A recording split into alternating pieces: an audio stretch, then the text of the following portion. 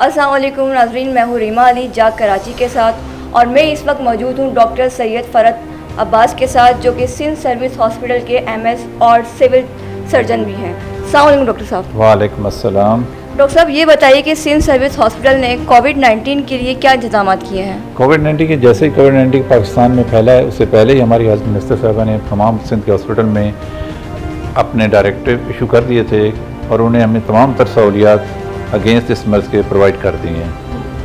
اچھا یہ بتائیے کہ سرکاری ملازمین کے علاوہ کیا اور مریضوں کے لیے یہ سہولت موجود ہے؟ او پی ڈیز میں ہمارے پاس جو بھی پیشنٹ آ جاتے ہیں ہم سب کو دیکھ لیتے ہیں، لیکن